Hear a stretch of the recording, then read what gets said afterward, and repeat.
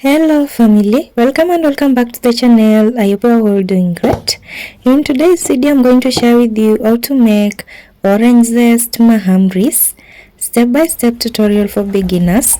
If you're new here, welcome and welcome back to Beyond Aroma of Kenya, where I make simple and easy recipes perfect for ordinary families. Let's get straight to today's video. Right here I have my mixing bowl, and then I have my flour here, all-purpose wheat flour. So actually we only need 1 kilogram for this particular recipe. That is just 8 cups. You can measure using a cup. And then I'm going to go in with some sugar, 2 1/3 of a cup. That is just 12 tablespoons if you don't have a cup again. But actually I feel like that is going to be very sweet, so let me just go in with 8 tablespoons of sugar.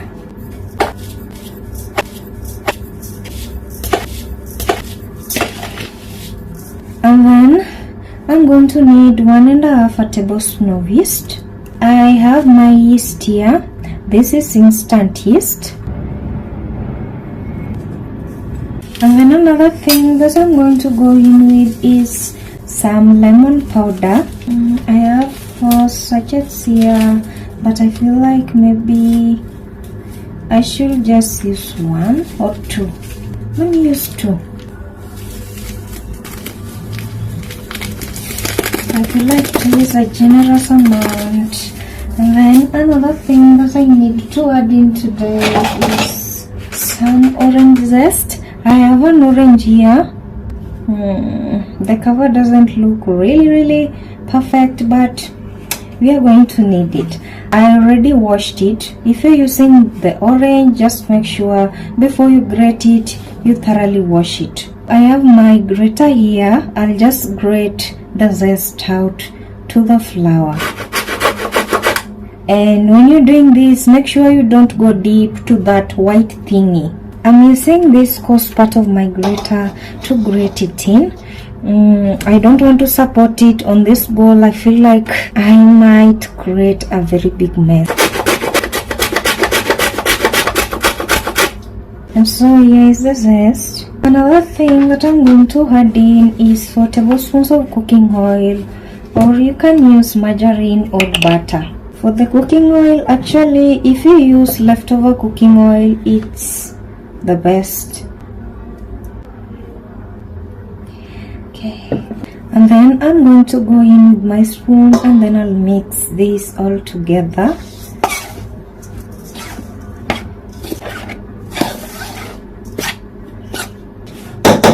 Another thing that you're going to need is some milk. The recipe says 170 ml of milk. I'm going to be very real with you here.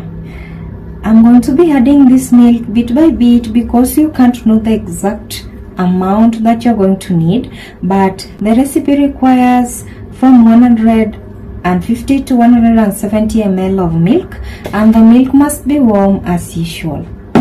So I have my milk in my jug here. I'm going to go ahead and just add it in bit by bit, and then I'm going to go in with my wooden spoon, and then I'll just use it to mix this.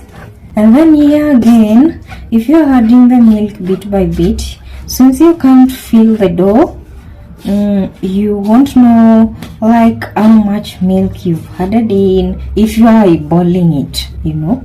Let me add my second batch of milk. Mix it up. So right here now, this is the right time for me to go in with my hand, and then I'm just going to start kneading this dough. Make sure that your hands are clean. Yeah.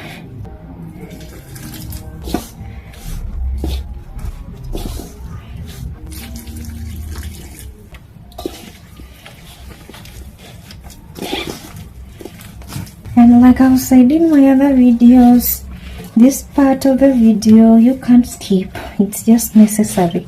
You have to go in with your hand, have patience, and knead your dough thoroughly, making sure there are no lumps in it. Yeah. And And another thing that I forgot to tell you guys, the 1 kg that you're going to need, make sure you set some flour aside for dusting.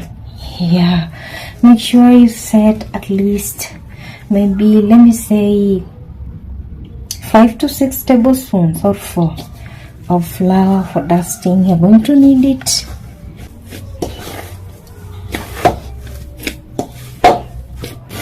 As you can see, I'm using my fist to make sure that I knead this dough thoroughly. This kneading part should take you at least 5 minutes. Yeah, my dough is a little sticky. I'm going to go in with a dash of oil. Then I'll knead it in.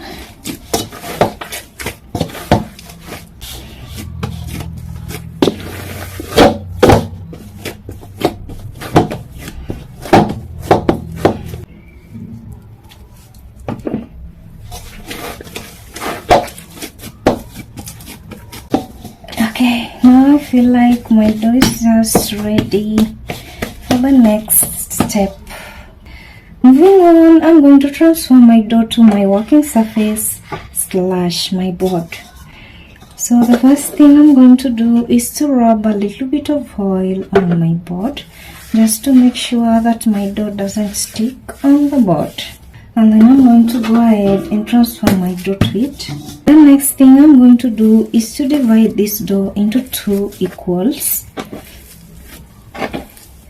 And then I'm going to start by working the first piece. So I'm going to roll out this dough just using my hand to make it more of a baguette kind of shape, to make it long.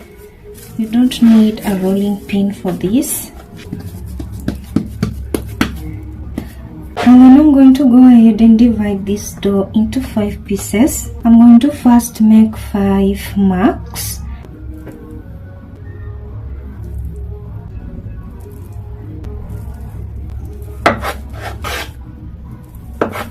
I'm now going to transform these pieces into roundels or into balls. And since this dough is not rested yet, the shapes are not going to be perfect, but you don't have to worry about that really. And as usual, some are going to be bigger than the rest, so you're going to need to pinch some dough out of one to another so they can be a little equal. So right here, my balls or my roundels are done. Now I'm going to go ahead and transfer them to a tray. Right here I have my tray. Let me first wipe it. I'm just going to lightly dust it so that when we add our dough here and rest it, it doesn't stick to this. Just make sure that you give them space or the power to rise. Before I actually forget, this needs to be dusted. Just sprinkle a little bit of flour to the top so that it doesn't stick to the polythene or whatever you're using to cover them. And then I'm going to go ahead and use my polythene to quickly cover them up. The weather right now is not really good. It's not warm, it's not hot. It's actually cold. And then the resting time or the proofing time for this is an hour. Yeah. So it's already past an hour. I'm going to go ahead and move on to the next step. So I'm going to lightly dust my board here. And then I'll use my rolling pin here just to flatten it to make it circular.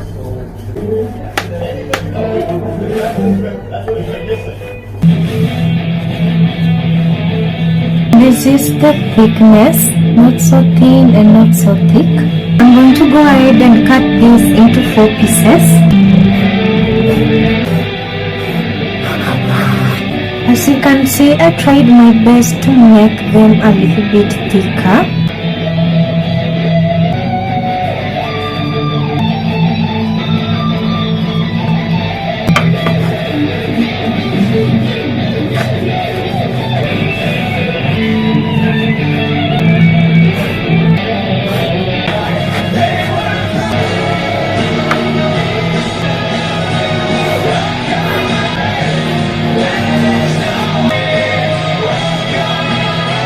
So moving on, I'm going to go ahead and fire up my stove, and then I'm going to add my pan, and then I'm just going to give it a quick while, and then I'm going to add my oil and preheat it.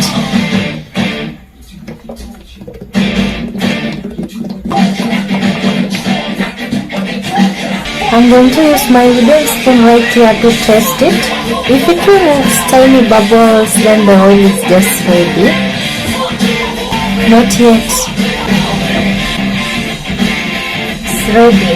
I'm going to add them in, and then I'll wait for them to rise up.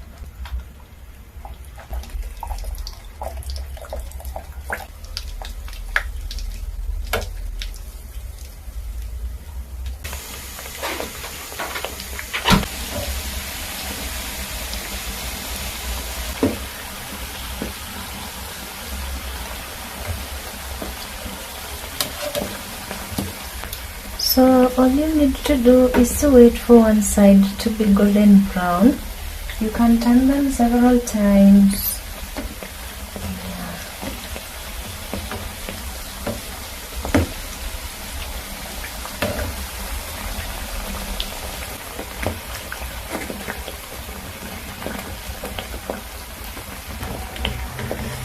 Just make sure you don't curry them with so much oil.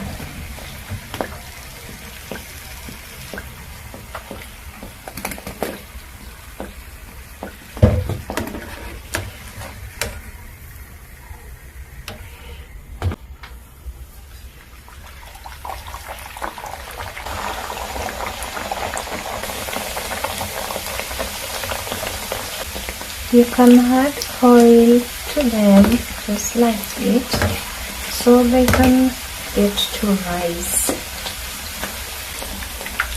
and they should rise.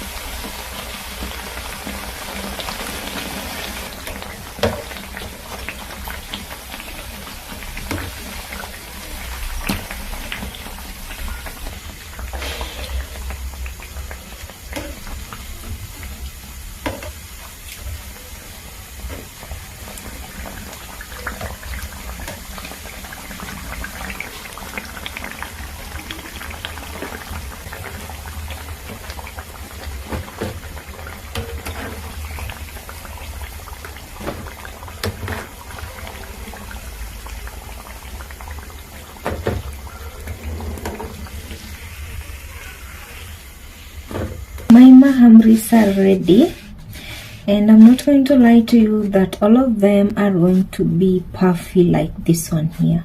I tried my best to arrange them. As you can see, they're looking good. And then right here I have these ones here. Thanks for watching, you guys, and kindly subscribe to my channel and turn on your notification bell so you don't miss my new uploads. This is it for today's video.